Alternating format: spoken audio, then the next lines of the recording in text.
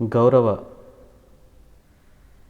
ఉప ముఖ్యమంత్రి వర్యులు ఆంధ్రప్రదేశ్ శ్రీ పవన్ కళ్యాణ్ గారికి నమస్కారం సార్. మొన్న సింగపూర్లో జరిగిన అగ్ని ప్రమాదంలో మీ అబ్బాయి చిక్కుకొని ఐసీయూ దాకా వెళ్ళినప్పుడు మీ అబ్బాయి బాగుండాలని మేము మనస్ఫూర్తిగా కోరుకున్నాం. ఒక తండ్రిగా మీరు పడ్డ బాధను మేము అర్థం చేసుకున్నాం. అబ్బాయి క్షేమంగా తిరిగి వచ్చాడు, అందరికీ సంతోషపడ్డాం. కానీ మా పిల్లల భవిష్యత్తు మసకబారిపోతుంటే, మా కళ్ళ ముంగటే కాలి బుగ్గైపోతుంటే మీరెందుకు స్పందించారు సార్? మాలాగే మీరెందుకు ఆలోచించారు?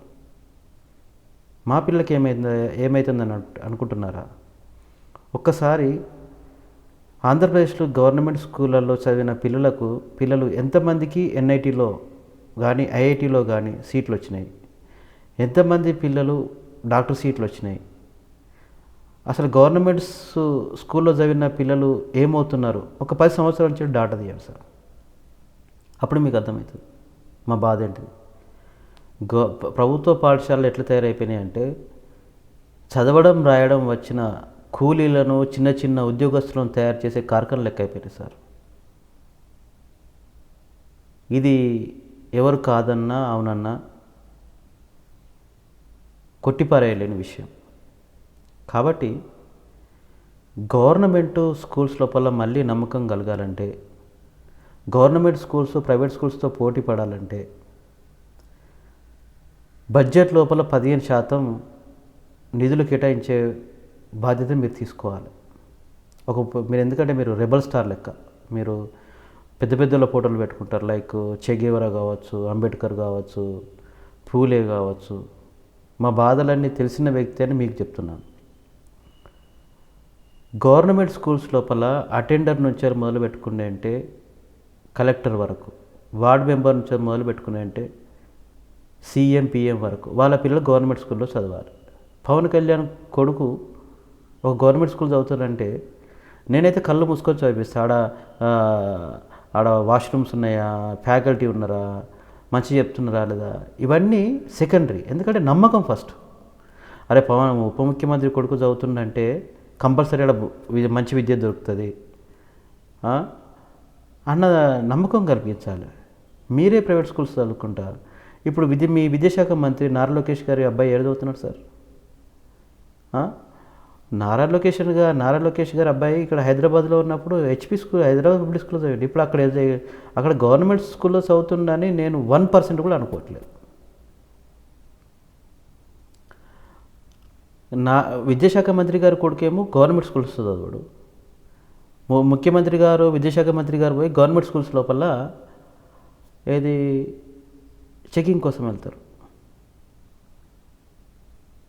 ఫస్ట్ అందరి పిల్లలకు సమానమైన నాణ్యమైన ఉచిత విద్య అందే ప్రయత్నం చేయండి. దానికి మీరు లీడ్ తీసుకోండి. ఒక అభిమానిగా, మంచిని కాక్షించే వ్యక్తిగా నేను ఇదే ఎక్స్పెక్ట్ చేస్తున్నాను.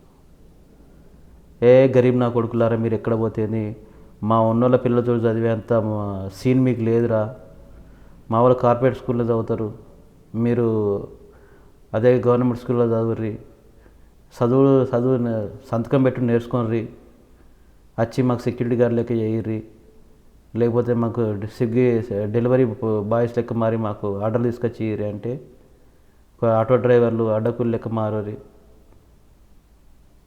అంటే ఇంకా అది మీ చిత్తశుద్ధికి, మీ వ్యక్తిత్వానికి వదిలేస్తున్నాను సార్. వచ్చే బడ్జెట్ లోపల విద్యకు కొఠారి కమిషన్ చెప్పినట్టు విద్యకు 15% బడ్జెట్ కేటాయించాలి. అలాగే మీ ఎమ్మెల్యేలు ఎంతమంది ఉన్నారు? 21-22 మంది ఉన్నారు కదా. సో మీ ఎమ్మెల్యేలు అందరి వాళ్ళ పిల్లలు లేదంటే వాళ్ళ మనవరాళ్ళు అయినా కూడా గవర్నమెంట్ స్కూల్కు పంపించే బాధ్యత మీరే తీసుకోవాలి. అప్పుడే మీ మాటలు నమ్ముతాం, అప్పుడే మీరు నిజమైన హీరో అని జై కొడతాం. ఈ పని కనుక మీరు చేసేది ఉంటే నేను మీ ఆంధ్రప్రదేశ్కి వచ్చి మీ పాదాలు కడిగి మీకు పాదపూజ చేసి వస్తాను.